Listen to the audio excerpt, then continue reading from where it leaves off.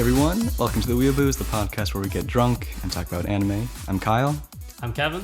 And I am Jay War, also known as Justice Warner, also known as JW. Check me out on SoundCloud. I'm the next up-and-coming SoundCloud rapper. Yeah, there he is. Well, if he has a nickname, my name's also Blazing Kevin. No, stop it. Rampaging Oga, because I'm a savage, because I hit them headshots. Oh my gosh. What up? We're back. We're back from an unexpectedly short hiatus, and some of you may be wondering what exactly is going on. So I realized that what I said about the podcast distracting me from making better content was an excuse. For 2 weeks, I sat in front of a blank document on the computer, paralyzed by the desire to make something perfect. And although I said I don't want to create content just for the sake of creating content, I now understand that constantly creating is the best path for eventually making something meaningful. An example I gave to the guys earlier was that a musician doesn't produce single after single. They compose an entire album in order to hopefully somehow create that one outstanding track. So we're back. I'm making progress on my next video. I have vague ideas for my video after that. And soon enough, my first impressions video on the new anime season should be out. So, Kevin, what are we drinking tonight? We are drinking something. I totally forgot. It's something orange cream. Well, ale. you brought that one. You brought some... It's been a hiatus. I don't remember to do my a hiatus. Remember. A hiatus from drinking? Yeah, we poured it 2 seconds. We're drinking a creamsicle beer that's like nitro infused something. nitro something. Guys, it's really gross. I tried some, like it's really bad. Justin just has really bad taste in everything. It's like fine. Everything. Like even just everything. Justin and I are... Don't punch each other. Justin and I are drinking Alaskan Kolsch, which I think is pretty good. I think it is good too. Yeah. If you're listening to us for the first time, here's a quick rundown of the show. Each episode, each of us shares one thing that we love about anime. It could be a character, something about the community, a creator, anything at all, as long as it relates to a predetermined theme. This episode's theme being humanity. Afterwards, we answer a listener question, followed by our opinions on what we're currently watching. And as usual, I guess I can start us off. I feel like I should start off. You want to start? Plot twist. Kind of. You can do it. Kind of. Just so I can get my topic over with, because I feel like I'm about to fuck this up so hard. No, we can't. We gotta do the OG. What, we have to have Kyle start first? I'm just kidding. I don't really care. All right, Kyle, you start first. It's too late. Are you sure? Majority of I'll go second. Oh, okay. I shattered his confidence. Oh, Yeah, look at you. I mean, We all love you, Kevin. Sometimes. obviously. The disappearance of Haruhi Suzumiya opens with a scene where Kyon is lying in bed, struggling to shut off his alarm before having his little sister barge in and roll him onto the floor before telling him breakfast is ready. As Kyon lays motionless on the ground, the scene lingers on him for several seconds before he finally mumbles to himself, "It's cold." In a later episode of March Comes In Like a Lion, Akari is preparing dinner while Rei is sitting on the floor of the kitchen, listening to her confess these feelings of inadequacy and failure. After Rei comforts Akari with gentle words of kindness, they're silent as they soak in the warmth of each other's company. And it would be remiss of me if I failed to mention Evangelion's awkwardly quiet elevator scene, or any of the countless times Shinji stares at an unfamiliar ceiling. Moments in anime where a character briefly steps aside from the narrative in order to think, to breathe, to just embrace the world in which they live, are what make them more than just a character. It's unlikely that any of us will uncover the defining characteristic of humanity on a podcast about anime, but I believe an individual's humanity is at least partially distinguished by contemplativeness, deep introspective thought regarding oneself, others, the past, the future, etc. However, thought is a complicated action to portray in animation. To convey thought through animation isn't only difficult, but it's widely considered uninteresting and uneventful. Watching someone think isn't exactly exciting. Writers do the thinking, so characters don't have to. Characters feign thought, doing it briefly and out loud so we can understand what's going on and get straight to the action. But that's where the audience experiences a disconnect, a subconscious hint at the absence of humanity. Life is not made up of perpetual dialogue. Life is full of lulls and prolonged periods of stagnancy and silence. And silence is not nothing.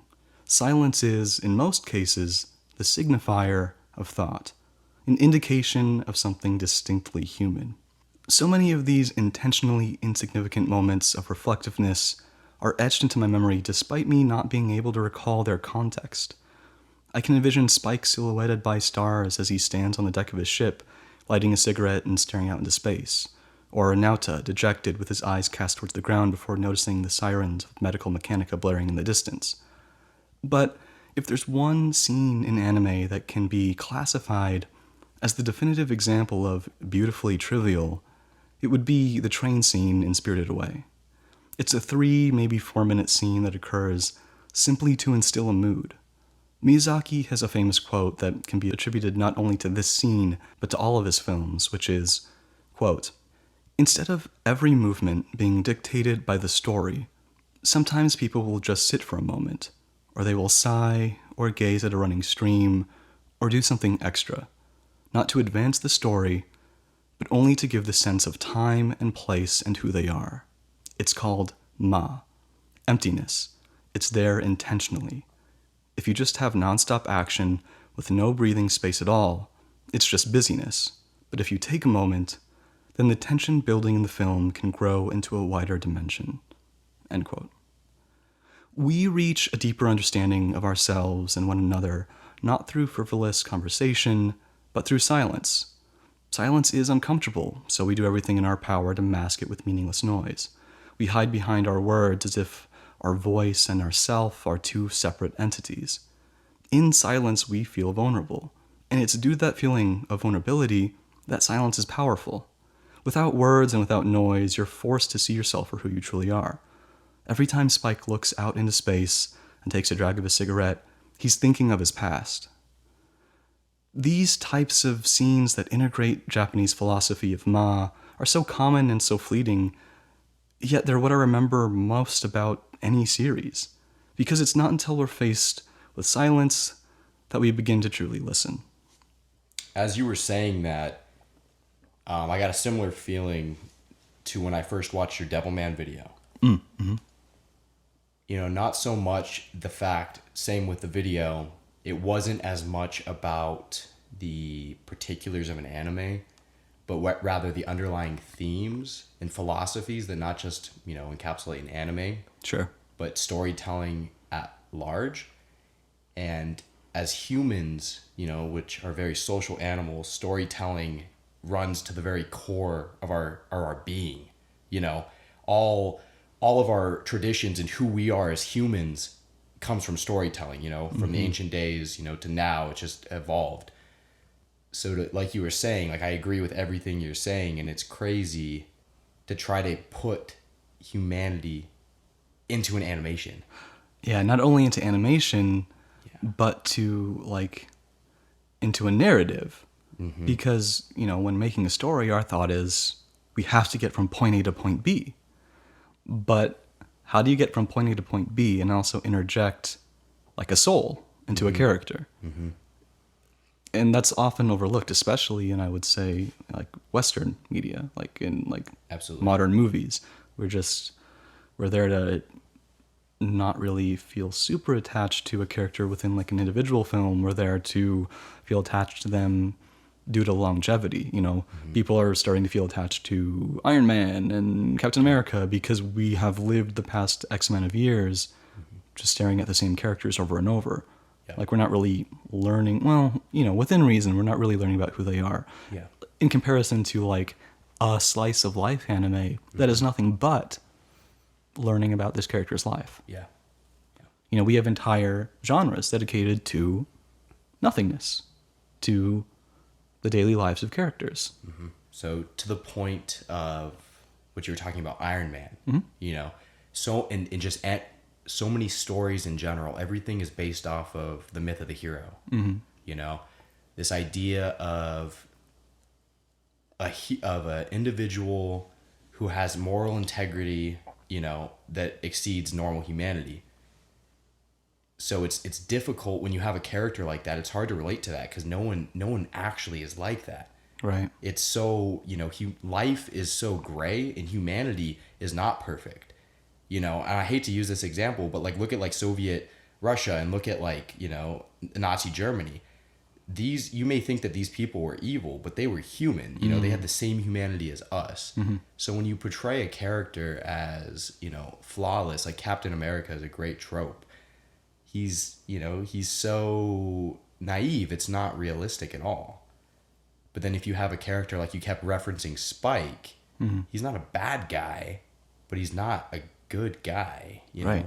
He's human, and it's beautiful. Yeah, I totally agree. Cool. Those moments of indifference in regards to a character's morals, like no one is chaotic good or neutral good or chaotic evil or any of those. They're just a person, and people can be swayed, and people can be laughing one minute and crying another, and emotions change, and we're so dynamic, and yet we have so much media that's the typical arc that we're so used to. But stories can be told in 5 minutes or like 100+ episodes, and we can know the same amount of a character regardless of the time spent focusing on them. Absolutely. So, Kevin. So my take on humanity is sacrificing your own life to gain power. Sure. And the one anime that comes to mind is Berserk, where at one point in the anime, he gains this armor set that gives him unimaginable power to make him as strong as these monsters that he's fighting. Because before, he didn't need this armor. Like, he was just destroying them with his giant sword. But eventually he meets his rival, and he feels like he can't get the upper hand because they're monsters. Like, he's just a human being. Like, all he has is just sword and just wherever he's been given with. And at one point in the battle, he is losing so badly that he has to rely on this new armor set that this witch gives him at this home. And he puts it on, and basically what this armor does is it suppresses pain and fear, and it induces rage. And instead of healing the user, it heals the armor. So if he gets stabbed, the armor will take some of his blood. It will like literally put thorns, barbed wire thorns into his body and take his blood and repair the armor, but not himself. But the only thing that it does repair is like if he gets a broken bone, it would just pull it back into place, and he'll keep going. And as long as he's losing his sanity, he gets stronger as he's losing his, as he's taking all this damage from the fight and then fighting with his inner self while he's in this armor suit, because it's just inducing rage. And he doesn't need to do any of this, but he's doing it for the fact that he has to save his friends and his loved ones. And I think it's interesting that how far a person will go just to achieve his goals, as to giving up his own life, almost to losing to his losing control to his own body, to this armor, just to save someone's life. And I think that's interesting, to give your own humanity to gain power, to achieve something. And I think that's like the best selling point of the Berserk, is that he's giving himself up just so he can gain this power and like to protect everyone he loves, even though he's like, he knows that every time he puts this on, he's risking his life to either dying or losing himself to this armor set that he's wearing. And man, that's about it. Like, I don't know what to say about it. What do you guys think about it? Yeah, I said one aspect that humanity can be equated to is contemplativeness, which is my point. But I think your point of sacrifice is probably the most prominent one when people think of humanity, because it dates back to like Christianity, the belief of sacrificing yourself for your beliefs, your ideals, your love. Like, to give up your humanity for something you stand for is what makes us human. It is what separates us from animalistic instincts. It's how we differentiate ourselves from that primal nature. Because when you believe in something so much so that you're willing to give up your life, give up your humanity, whether that be, in anime, like Ichigo giving up his humanity to like gain hollow powers, and similarly to Berserk, when you lose yourself in order to protect something or stand up for something, those beliefs truly scream like something that only humans can do, something only that humans are capable of. And I think that's extremely powerful. Like, you only think humans can do it? Yeah. Sacrifice in the way that you're talking about, I don't think exists. Maybe In maybe the it animal does. kingdom, if that's what you're referring to. Yeah, because the base nature of who we are and just animals in general is to survive and to prioritize your survival in propagation of your species or fulfill your primal needs. But we because of our consciousness that has evolved over time, we have these concepts that are greater than just ourselves and our Right, society exactly. and survival. Okay. I liked what you talked about. That was really good. When you were talking about it, number one, I love Berserk. Like, that's one of my favorite animes of all time for sure. Were you just to clarify? Were you talking about? Is that the newest season that you're talking about where he gets the armor? Okay, because I didn't finish that season, so I was like super confused. But okay, that makes sense. Should we put the spoiler alert? No, it's fine. Yeah, it wasn't that big of a spoiler. So when you were talking about that, though, I saw a lot of parallels with the way you were saying it with real life human beings. Like, if you think of like a CEO like Steve Jobs, they sacrifice their life for power, but maybe not even for power, to make great change and to have great effect. So, in that they're exhibiting the most powerful qualities of humanity for that great sacrifice to create, to combat big issues and to make great change. Yeah, we think of sacrifice in regards to how you're saying it is like, I give up myself, like my life, to make this change. We see that in anime like Hunter x Hunter. Towards the very end, there's a character who puts his ideals on the line and has to give up his humanity, his life, to make that change. We see that in Gurren Lagann around episode 8. There's a character who believes in something, who like truly can see not see the future literally, but he can see the future in someone else, and he puts that future in his hands and sacrifices himself for his belief. But to your point, sacrifice doesn't have to be like truly giving up a life, like in a life or death situation. It can also be giving up your life in terms of like focus, like dedicating your life to a cause. And I think that's also shown in certain anime as well, whether it's just as simple as like an office worker, like in, what's the name? I'm blanking on the name. Cute girls making a video game. But like they put all their passion into that one thing, and that's dedication for ideals. So similar situation. You're sacrificing yourself and the needs and the easier path, for something greater than yourself. And I think that is a truly human quality because, humanity is such a broad topic, but I think when you boil it down, it's like what uniquely makes us human. You want to change? You ready? So when Kyle said that, gave us the topic of humanity, as I got to thinking about it, I really got philosophical with it. I was like, how do you define that? On a whole. So the first thing I did was look it up on dictionary, and it didn't give me anything. And then I was like, okay, well, if I can't do that, what does it mean to me? So this isn't related to anime, but as I was going through the week, I started a new job recently, and I talk to people on the phone and help them with their small business. Just to put it quickly, I was able to talk to a lady who her family does music, and I was able to connect with her on such a deep level over her son, who goes to a music high school. And it was such an emotional moment for both of us.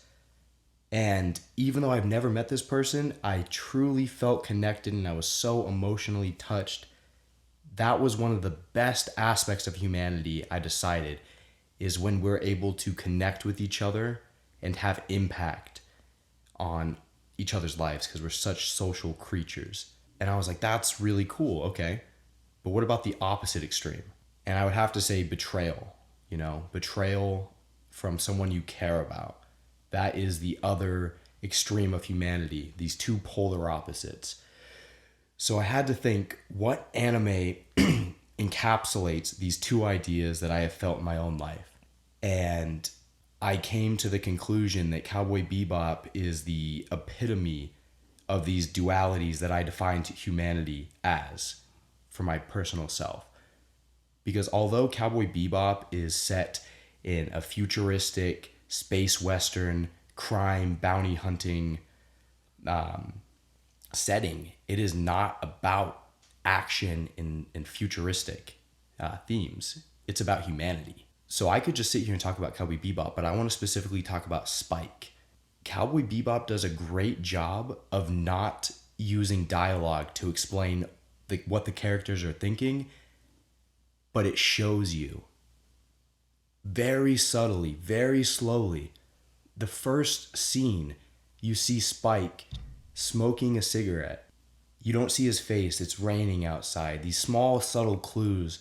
He's smoking it, he finishes half the cigarette, he throws it down. You see multiple cigarettes, half, strewn across the ground, implying that he's deep in thought. You have no idea the context, you have no idea what the character, who he is, but you know that he is thinking about something and there's something very troubling to him.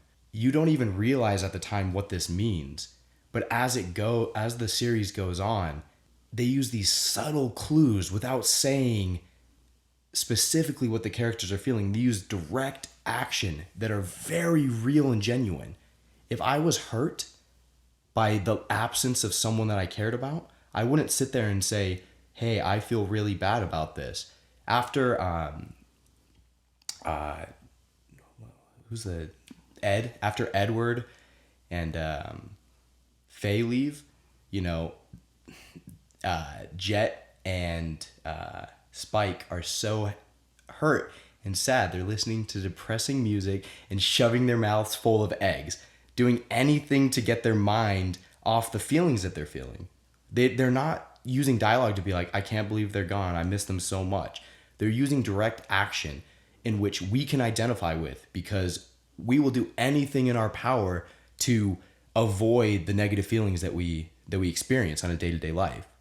Spike specifically is very interesting to me because he is not a hero. He's an anti-hero, but he's not an anti-hero in the classic definition. He is a character that lives by his own rules, defined by himself. He kind of goes with the flow, and he has very strong morals in which he believes in, and he will act selfishly, but he also acts selflessly at the same time, depending on his beliefs. But by the end of the series, you learn that he's a very flawed man. I mean, what I got from the series is, he left the syndicate, left his life behind him. His past is constantly following him. It's haunting him. He tried to leave with his love interest. It didn't work out. What I got from the series is that, he betrayed not only his entire life, the syndicate, but his best friend, by cheating on his best friend's woman.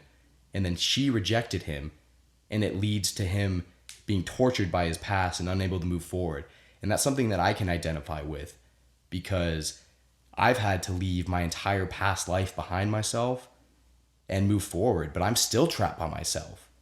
I don't want to get too into it, but no matter where we go in our lives, like that past, especially if it's traumatic and life changing, still haunts you. I had a falling out with my best friend, in which I had to change my entire life, and I work with him now. So I see him at work, and it's an unresolved issue. So that past is still looking me in the face, just like Spike.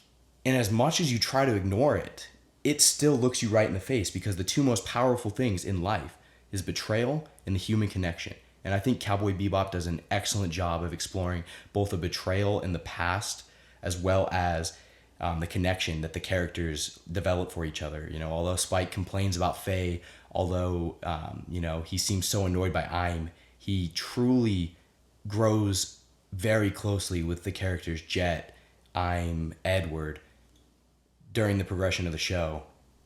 And I think that's the most real thing that I've ever seen in an anime. It truly transcends entertainment at that point. So yeah, that's my topic. Justin, that was so good. That was deep. Yeah. I think that was your best topic you've ever done. Yeah, I agree. And I've only been here for like 2 seconds.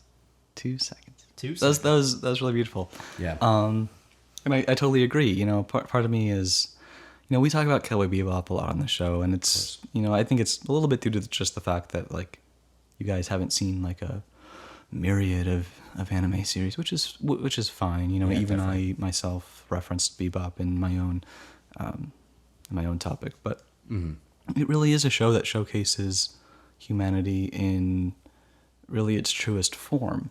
And of course, there are so many other series that do it. You know, even just recently, we had A Place Further Than the Universe, which really captures the youth of these few young girls going on a trip and learning to find themselves. And we see humanity present in a lot of these youthful shows involving young kids finding themselves.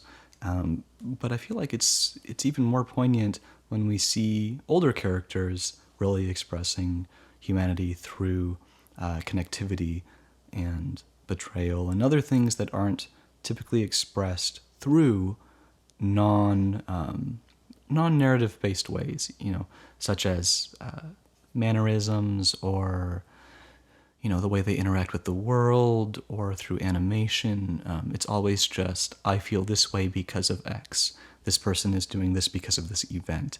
It's never really conveyed through the subtleties. And Cowboy Bebop has so many prominent subtle moments, such as the egg eating moment that you referenced. Like that series, that moment is so poignant for not just you, but for so many people. Because just as you said, no one ever says like, man, I'm so sad that she's gone, if they really mean it. If they really mean it, they're not even thinking about it. They're doing something else, distracting themselves. They are eating. They are having an affair. They're drinking.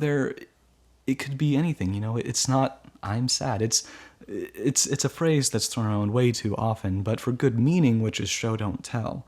I see that way. It was like when people get in accidents and they snap themselves. Like, just got in an accident. Like, okay, you're fine then. Like, you don't need to tell me. Like, if you texting or tweeting about it, that means you're fine. Like, I don't need to ask you, like, hey, man, you good? It's actually a cool modernized perspective on that. Is that not right? Yeah, Like, no, that's cool. Yeah. Yeah. So, like, I understand, like, some people that like, if you weren't hitting me up before, don't hit me up now. If I'm tweeting that I got in a car accident, that means I'm good. Yeah. Simple as that. You don't have to tell me, like, hey, you good after that? Like, don't respond to me. I'm good. Yeah, if you're truly in trouble, you're probably not tweeting it or Snapchatting it or anything like that. Yeah, which is, I hate to drive it back to my point, but it has a lot to do with silence. That like silence speaks volumes. I feel like someone who is truly hurt or truly conflicted is not speaking. Someone who is truly experiencing some connective moment. If you're connecting with someone, it's pretty likely you're not speaking with them. It's probably some small, intimate moment of silence together. People even say, like, your relationship is really finalized and concrete when the two of you can just be quiet in a car together, or like just have each other's company and be content with nothing. And I feel like that's pretty beautiful. There's not always something that has to be going on at the time. Yeah. Well, so much communication with humans is nonverbal, like genuine communication. There's body language, you know. I don't know about you guys, but like, you know, it's someone you can feel energy, you know. If someone is having like a really bad day, you can feel that, you know. So there's so many levels, complexities of communication that specifically to animation, it's very difficult to capture that. And when any form of media is able to capture genuine human emotion, it is really, really beautiful, because we latch onto that. We're like, I have felt that. Yes, this stays with you. Definitely. And I could go way more into that, but I think we need to, you know, keep things moving and keep things going and move on. And, you know, we'll go back to it even a little bit when we talk about stuff we're watching. But for now, let's move on to questions, if we're all okay with that. But before we move on to questions, two of our listeners deserve some gratitude. Dolphin and Troy, thank you so much for donating to our Patreon. And of course, thank you to all of our patrons. Your support means more than you may think. But yeah, thank you to our newest patrons. That means so much to us. Thank you, thank you, thank you. Just a side thing about Patreon and just crowdsourcing and crowdfunding in general. Super, super dope that we live in a world where just anyone can do what they do, and people who support that can financially assist with it, because that's showing you work hard for your money, and if you are willing to put it towards something, that means you really enjoy it, because anything that someone does with passion takes a lot of effort. So that's extremely true. And more so than like financial support, like that brings me, and I'm sure all of us, so much moral support. Like that's what motivates me to really focus on what I'm doing in regards to like writing and things like that. So truly, I mean, it's not about the money, because we all have jobs, we all have enough money, but it's just like someone's willing to put forth their money because they believe in what you're doing. It's like, oh my gosh, I'm doing something good. Yeah, it's like it doesn't even compare to like a like button, but even a like button is really nice if you want to like stuff. Like it's not like a matter of being noticed. It's about like feeling loved, I guess. I like to see the interaction. Yeah. More than, like having 100 people that interact in your chat and then 1,000 people saying nothing in your chat. Yeah, I don't know. When someone buys my music and they tell me they bought my music, it's really touching, because they liked my stuff enough To tell you. Yeah, and to buy it. Yeah. Like they put their money where their mouth was and purchased it. Yeah. Like I don't care about the money. Like I've never seen the check from the money that I made. But it's really cool, So yeah. So thank you guys. Thank you so much. Moving on to questions. We got a question from Book. They submitted a question in our Discord. Book asks, "What is your favorite anime that you will never rewatch? Don't take the number of episodes into account, and why? Also, if you could erase an anime from your memory and experience it again for the first time, what would it be?" So, first question, anime that you will never rewatch. You guys have an answer, or do you want me to go first? You can go first. Okay, Yeah. because I know it's either In This Corner of the World or Grave of the Fireflies. Those are two World War II movies, and I feel like I will not rewatch them for obvious reasons. They're very devastating, very depressing, very demoralizing. They have a great message, about war, but war is never fun to watch, and it leaves you with the worst feeling after watching either of those movies.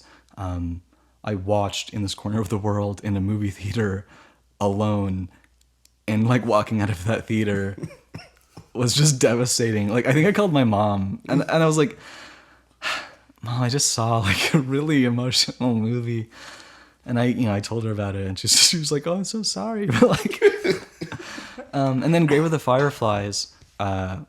I saw that at a really young age. I was just getting into anime. I think I had recently told my sister I had started watching anime, and we went to a Blockbuster and rented Grave of the Fireflies because it was under the anime section, and neither of us had seen it, and we didn't know what we were getting into, and that was an experience. So those movies will not be rewatched for obvious reasons. How about you guys? So my movie that I would not rewatch is, wait, it had to be movie or anime? Just anything. Mm-hmm. So it would be Mirror Nikki. There was just so bad? much. It was just so much fucked up shit I saw, and although I like the story and how it was going, I don't think I would rewatch that just because I was like, I get it, I understand. Oh. There's just very traumatic scenes and very sad scenes. There's rape in there, and I'm not cool with rape, so like anything that has rape in there, I can only watch it once. I get that. It just leaves Too such much, a bad yeah. taste in my mouth. Even though like it adds a lot to the story. Like when they add scenes of where people actually die or like main characters die or rape scenes, I'm like, now this is anime is like 2 times better for me, because they're adding that actual like this is gonna stick with you feel. Yeah, the severity. And an anime that I would love to unseen and rewatch again is Bleach, because the #1 song when it came on, oh man. You bet my 10-year-old self got a hard on for that song. Oh my gosh. Oh my god, that was on my playlist for the gym or running. It's a good song. Oh my god. Justin? If I could strick one from my memory, it would be Rosario Vampire, because that anime was so trash. I never want to see it, and I wish I had never seen it. Okay, but anyways, that's not the your question. favorite That's not anime, the question. No. Okay. Oh, okay. So if I could strick one from my memory and rewatch it, it would be Gundam 00, because that story to me was so good, but it's not the same now that I know the story. And number two, it has such a special meaning because that was my first anime that really got me into anime. So it definitely one that you will never rewatch. Yeah, the second question Yes. is erase an anime from your memory and experience it again for the first time. What would it be? For me, like when people ask this question, I feel like the answer is the most emotionally moving anime you've seen that has the least rewatchability. Because if a show has impacted you, in the same way every time, you wouldn't need to wipe it from your memory. Actually, forget that. I want to erase one of the most beloved childhood anime so I could view it again, but like without bias. So that'd probably be like Fooly Cooly. Fooly Cooly made me who I am, and so to view that series with unclouded eyes would be like really telling about like the quality of it, because I cannot see that series for what it truly is, whether it be good or bad. I don't know. I just love it. So It has nostalgia attached to Yeah. it. Yeah. Time and a place, you watch it, you're brought back to there. do we want to move on to what we're watching? Yeah, sure. Okay. Well, we are recording a little bit earlier in the month because I didn't want to mix up talking about finales and premieres of the next season in one episode. So we'll mostly be talking about finales, not all of the finales, because some of them aren't really worth talking about. There are like one or two that haven't technically finished airing yet, and then there are some that are continuing into next season. So if I had to choose what I thought was the best anime of the season, it would most likely be Hinamatsuri. The dynamic emotional range of this heartbreakingly hilarious show was incredible. It's not often that I have the opportunity to call a comedy melancholic. And without this dichotomy between stupidity and sadness, Hinamatsuri would have little to no appeal. I don't think Hinamatsuri excelled at conveying one mood over another, but its ability to fluctuate between the two without feeling emotionally convoluted is a testament to the show's understanding of tonal cohesion, if that's even a thing. I think the fact that we can laugh at a girl breaking priceless pieces of pottery in one episode and then feel compassion for another girl living in a park with a group of homeless men in another says a lot about the relationship between humor and misery. Otsukoi was also a thoroughly entertaining series, although it was lacking in certain areas like animation or a compelling overarching narrative. It wins the award for most lovable characters of the season. As I've said before, the relationship between these two nerdy couples, both of them, both in terms of romance and friendship, is just heart-wrenchingly endearing. Every moment is sickeningly adorable, and I've never been so jealous of fictional love.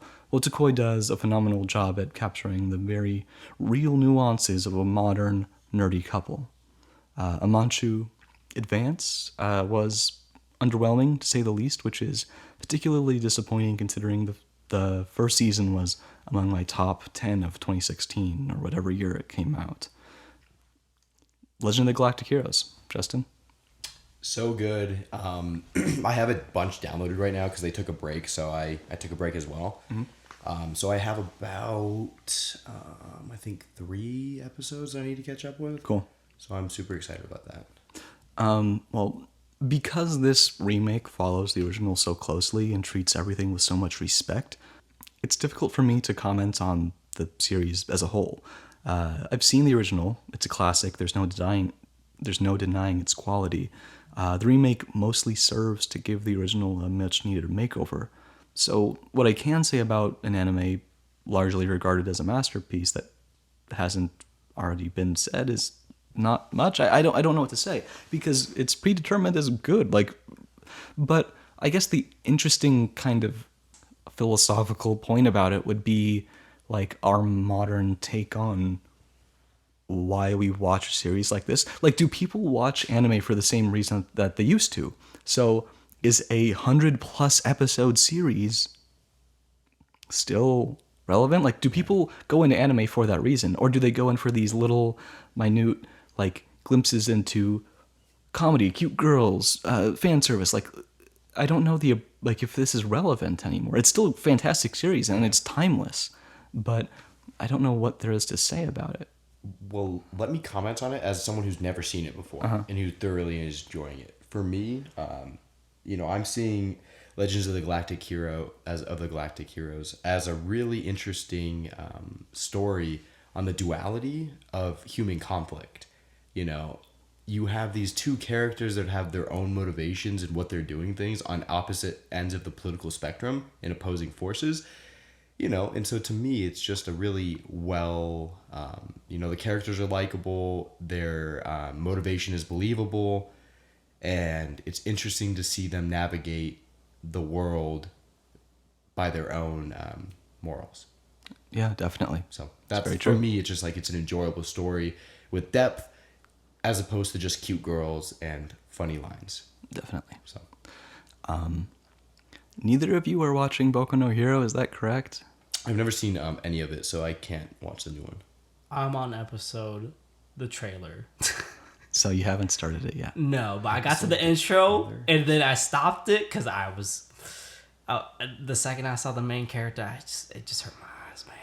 Okay, So I Kevin want to has- get back. Sorry, I just want to get back to the fact that you said episode the trailer. What As the in, like, fuck does that even basically, mean? I watched the episode 1 and I got to the intro and I was like, all right, done.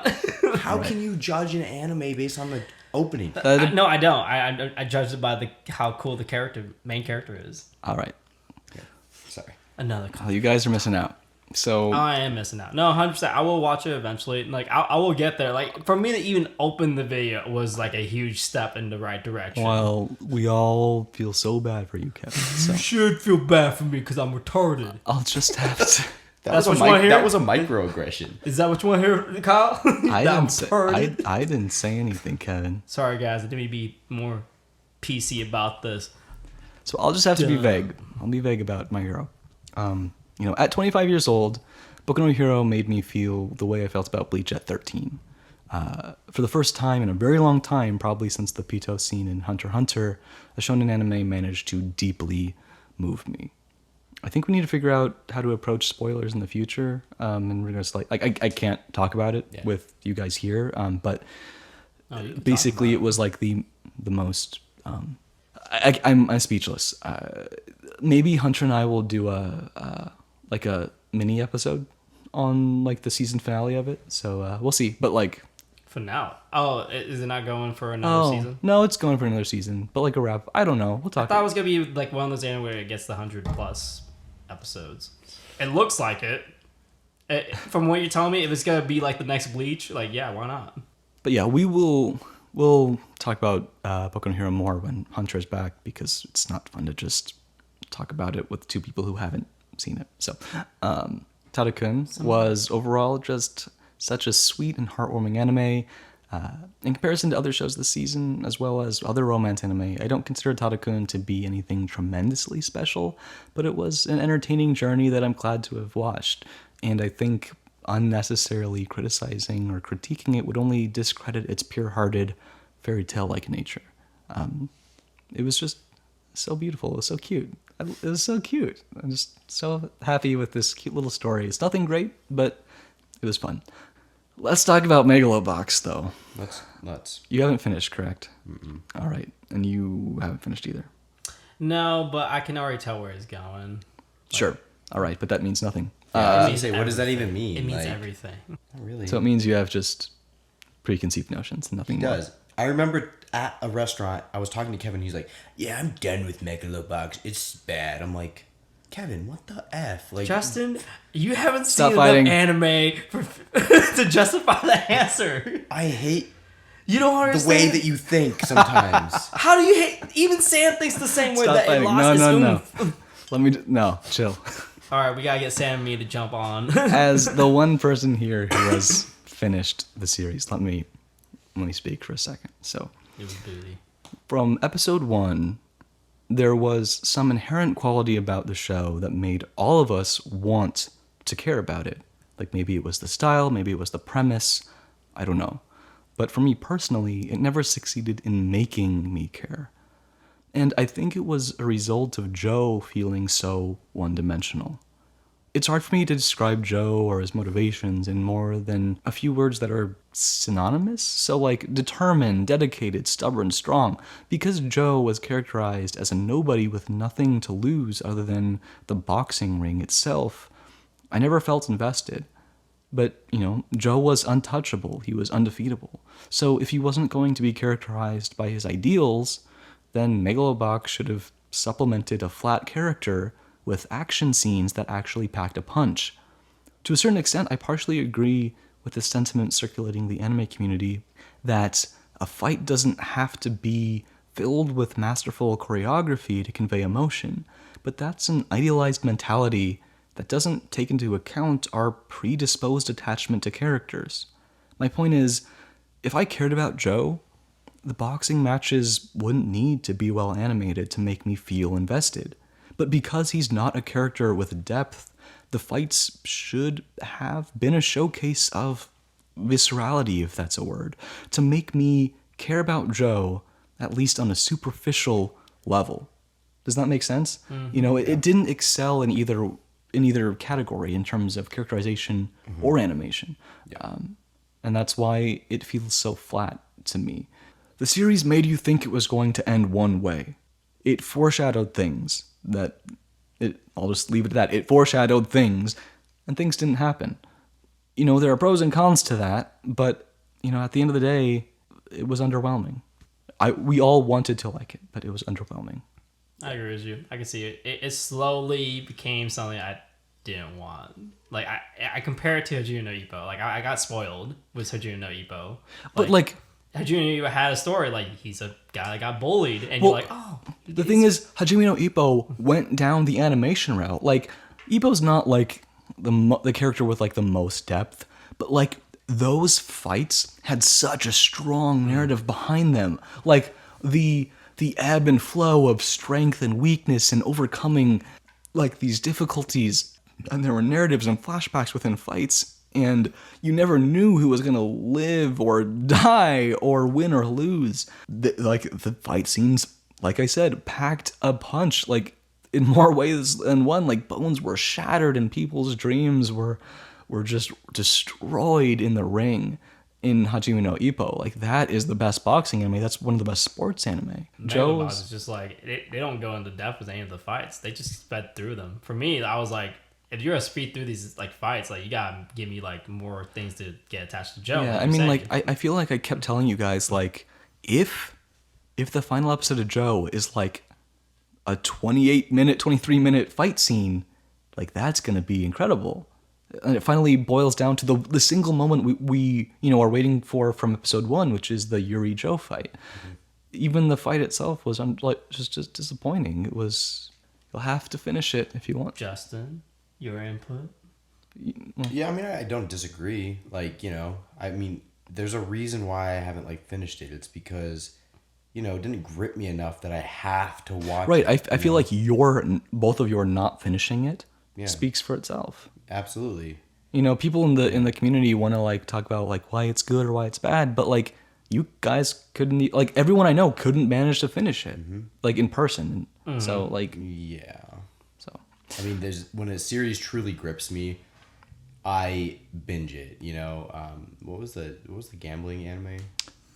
Well, there's Kaiji, but there's also Katako wherever the school. The one with the red shirts. I know exactly what you're talking. Yeah, thank you, Kakigurui. That one was really good. Like, it was interesting enough, and the premise was cool, and the ending sucked, but, like, it was like, oh, whoa, this is crazy. Like, I want to watch this, and I finished it. Yeah, at least it was, like, it was interesting, mentally captivating, I guess. Yeah, I mean, the different characters, and like, they're different enough. It's like, okay, yeah, I can get on board with this. But all right. Yeah. As of the time of this recording, the finale of Hisone to Masotan hasn't aired yet. It's not like I've seen episode 11, but I'm just waiting on the last one. It should be out, like, tonight or tomorrow, but, like, I don't want to talk about it until it's done. So sadly, I want to wait on that to talk about it. But I was a little like skeptical. Like I liked you from the start, and I was skeptical of my own interest in it because I feel like I'm biased in a positive way towards anime with a unique art style. I like weird looking anime, and I really wanted to question myself as to like, am I liking it because it's actually good or just because it looks different? But I feel like the more it's gone on, the more I've really legitimately enjoyed it. But I really need to see that final episode, so I'm gonna wait to talk about that. I'm loving Piano no Mori, Lupin Part 5, and they are continuing into next season, but they're not super fun to talk about in company that hasn't seen them. So, Steins Gate Zero is growing on me, but I think I'm mostly irritated by the nature of alternate endings than the plot itself. Like asking me to invest my time in theoreticals seems a little pretentious. It's like the creators are saying that even their afterthoughts are worthy of becoming a full story. And I don't know. We'll wait to talk about it like in detail when Hunter gets back, because Hunter's far more invested in Steins Gate than I am. Like, it's enthralling. It's entertaining. But like, time travel anime are hard to talk about in general, like, because you need to see the full thing to make an opinion on it. But like, to know that this is like a bad timeline is something else entirely. And Darling in the Franxx is so close to being at the being over, at the time of this recording, that any opinions on it as of now would feel irrelevant. Although it's probably the most talked about in our Discord if anyone is interested in joining in on the conversation there. So we'll talk about that then. We have a few shows to talk about next episode, next month, but we also have a lot of new anime coming up. So we'll see how that goes. Let's wrap up. So, if you have any questions, please send us as many as you would like. You can send them to myself at Secret Otaku on Tumblr, email us at theweeabooze@gmail.com, submit questions on our Discord, or just leave a comment wherever you're listening. Join us on Twitch for when we record live Fridays around the middle of each month, and join us on our Discord so you can talk to us whenever you would like and keep up on opinions on what we're watching. Also, consider supporting us on Patreon or leaving us an iTunes review if you like what we do. And more than anything, please share the podcast because word of mouth is the only way we get new listeners. We want to thank Udachi for our intro and Kugata for our outro. And like always, get drunk Anime. and anime. See you guys next time. Catch smoking a sour off the coast of Okinawa. Feeling so high like I'm Ho-Oh in that tower. Take a flight on some shit. Got my dogs riding beside me, blazing hot. That's kamikaze, sacred fire. Don't be mad, I'm lit. Catch me smoking a sour off the coast of Okinawa. Feeling so high like I'm Ho-Oh in that tower. Take a flight on some shit. Got my dogs riding beside me, blazing hot. That's kamikaze, sacred fire. Don't be mad, I'm lit.